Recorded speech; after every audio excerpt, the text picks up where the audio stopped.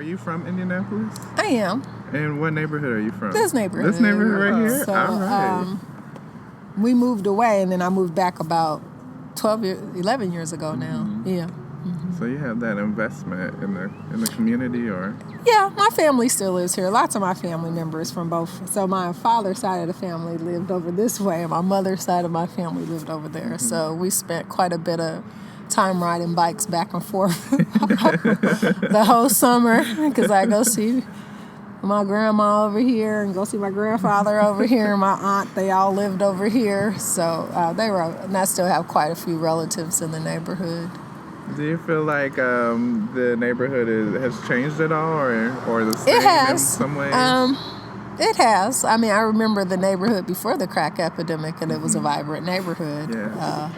So that highway really did a number on the neighborhood, just as highways have done to all neighborhoods all over the country. So there were a lot of small businesses and a lot of small stores. You can look on Clifton and that whole area, which is just vacant now, used to be buildings. Mm-hmm. And now it's just a strip of vacant lots all the way down. Yeah. But when I was younger, it was buildings, and there were businesses and things that operated in the neighborhood. Mm-hmm. So what were things that you and maybe your peers did as children to pass the time in this neighborhood? Well, same thing kids used to do. Now they stick on those, they are attached to those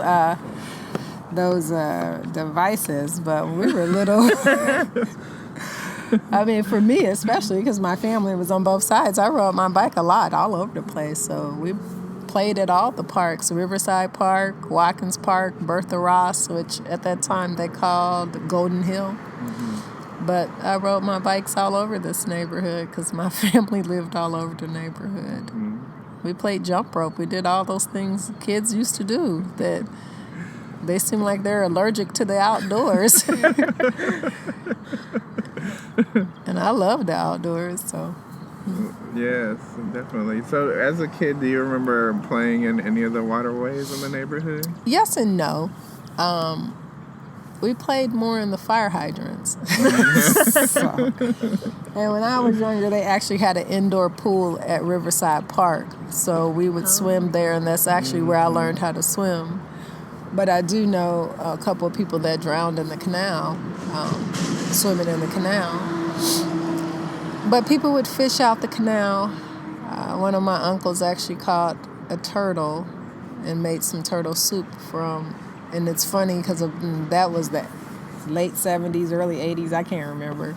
But a couple years ago, someone who lives right over there had caught a big giant turtle out the canal, and they had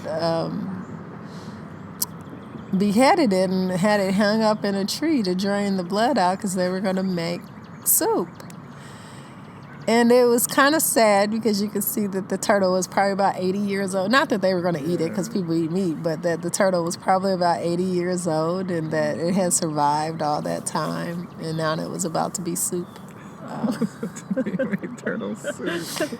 But he had it hanging up in the back, draining the blood out of it. And I was like, oh, I remember when my uncle did that. But it just seemed so much more normal to me when I was younger than now, because I'm like, you didn't have to do that. You could have went over to Saraga and bought all kind of turtle meat. Why'd you do that? And then my uncle had steamed it in such a way so he could save the shell out of it.